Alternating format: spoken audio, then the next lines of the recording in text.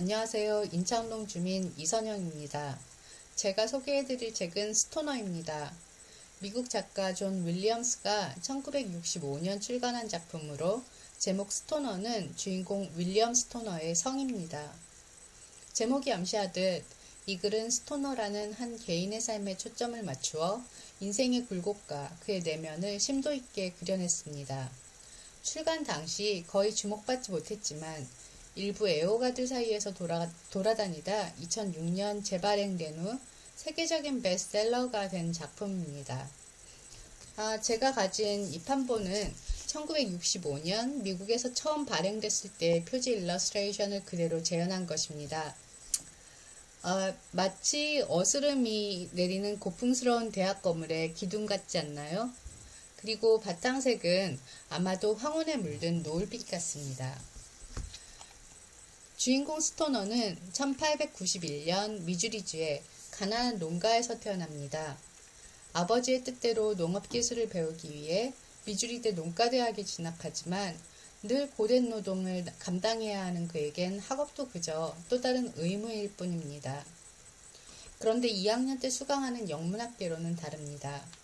아무리 책을 읽고 외워도 낙제에 가까운 점수를 받으면서 처음으로 학업에 매달려 파고들게 됩니다. 그러던 어느 날 영문학 수업 중 셰익스피어의 73번째 소네트가 의미하는 바를 말해보라는 질문을 받습니다. 스토너가 대답하지 못하자 교수는 소네트를 낭송하고 다시 질문합니다. 셰익스피어가 300년의 세월을 건너뛰어 자네에게 말을 걸고 있네. 스토너 군, 그의 목소리가 들리나? 대답은 끝내 하지 못했지만 스토너는 교수가 낭송하는 소네트를 들으며 숨이 멈출 정도로 감동합니다. 그 순간 그의 의식과 온 감각이 깨어났던 것 같습니다. 그 후 스토너는 영문학으로 전공을 바꿔 박사과정까지 마치고 66의 나이로 사망하기 직전까지 미주리대의 영문학과 조교수로 재직합니다. 이 소설은 두 번의 세계대전과 대공황이 있었던 20세기 초반을 배경으로 합니다.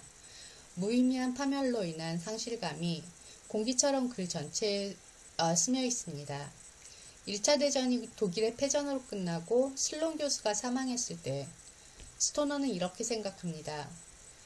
슬론이 분노와 절망의 순간에 자기 의지로 심장을 멈추게 했을 것 같은 생각이 들었다.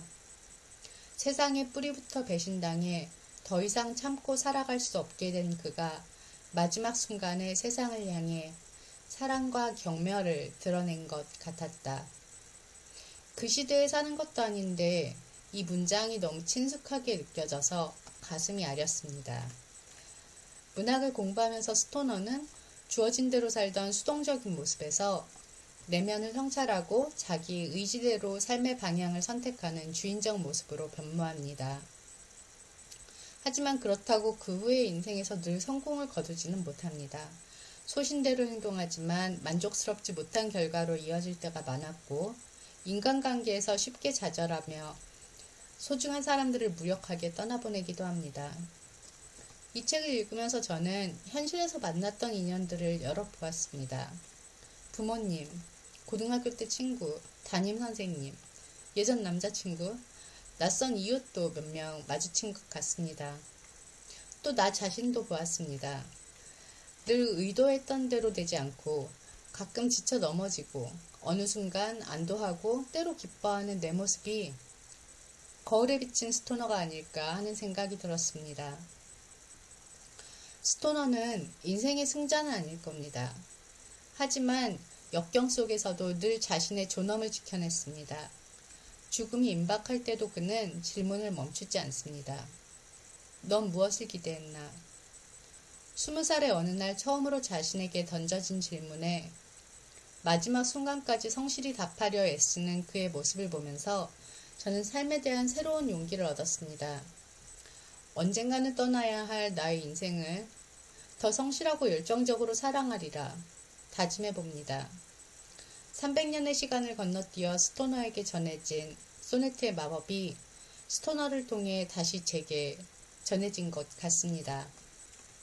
겨울에 초입은 한 해의 황혼이죠. 2020년도 얼마 남지 않았습니다.